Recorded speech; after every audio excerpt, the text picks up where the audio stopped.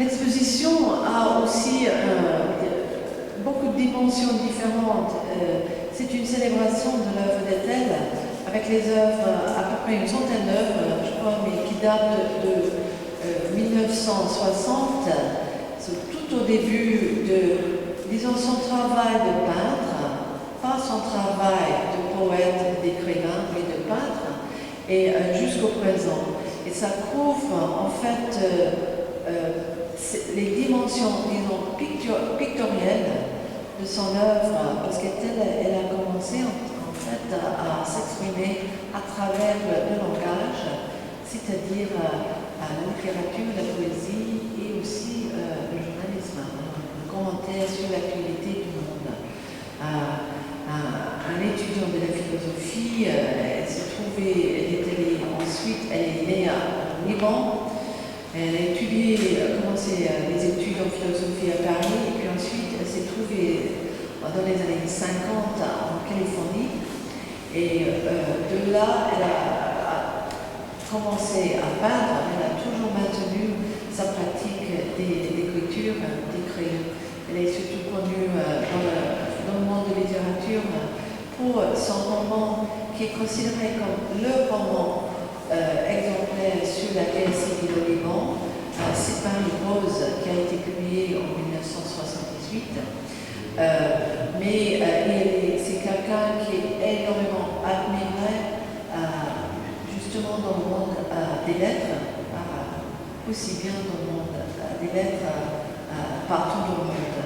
Mais elle a eu un parcours extraordinaire, mais ce que je crois que vous allez pouvoir voir dans cette exposition, c'est son insistance, je dirais, sur sa présence dans le monde et comment elle a vécu ce monde à travers l'esthétique, c'est-à-dire, encore une fois, l'art visuel et l'art littéraire.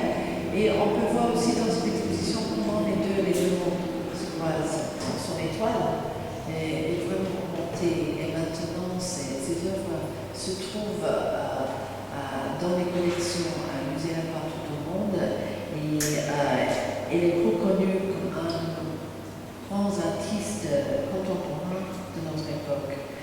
C'est assez exceptionnel effectivement cette exposition parce que souvent, et c'est vrai que les musées d'art contemporain présentent souvent les artistes, et bien sûr c'est leur rôle, mais ils ne les présentent pas souvent en les remettant dans un contexte.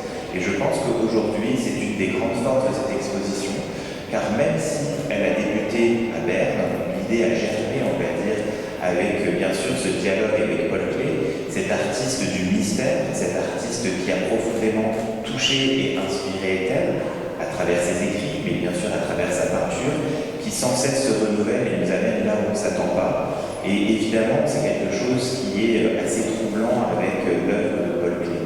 Mais en même temps, Ethel est une femme engagée, une femme de son temps, une femme de tous les temps. Je dirais c'est ça qui est extrêmement fort, puisque c'est vraiment, à mes yeux, une artiste humaniste. Et avec Simone, elle partage toutes les deux ce goût pour l'histoire. Vous découvrirez les sculptures de Simone qui sont justement ces sculptures qui pourraient être presque comme des objets archéologiques, qui nous ramènent finalement à cette histoire des civilisations, et qui nous ancre finalement dans cette dimension universelle et intemporelle. Et est-ce que tu peux peut-être me dire quelque chose sur la couleur, puisque souvent on parle de ton travail comme étant un travail d'une grande coloriste. On a même parlé de toi comme l'artiste après Matisse qui utilise le mieux la couleur. Est-ce que tu peux nous dire quelques mots sur ton rapport justement à la couleur? Moi, la peinture, c'est la couleur. L'existence de la peinture, à mes yeux, dépend de la couleur, la raison d'être. La peinture existe pour utiliser les couleurs, pas seulement des formes et des couleurs. La couleur a une intensité qui vous aide à travailler. La couleur vous inspire, soutient. Quelques mots simplement sur la programmation associée à l'exposition. les événements culturels et artistiques. À travers cette programmation associée à l'exposition d'été là-dedans, on a souhaité en fait montrer la richesse de l'univers artistique, littéraire, mais aussi politique qui entoure le travail d'été là-dedans. Cela prendra tout d'abord la forme de lecture de poèmes dans les salles, donc un format qu'on a expérimenté il y a quelques temps, qui nous plaît beaucoup, et qui fait particulièrement sens à cette occasion. Le 28 juillet, c'est Elsa Roche, donc notre comédienne, qui lira des textes en anglais, notamment des textes extraits du recueil To Look at the Sea is to Become What One Is, qui rassemble des textes des années 60 à aujourd'hui et qui montre la diversité des écritures de Catalan. Ensuite, il y aura un finissage et nous avons invité le duo d'artistes londoniens, Autolic Group. Ils ont un travail qui est basé sur la recherche, qui prend la forme de films, d'installations sonores, mais aussi de commissariat d'exposition.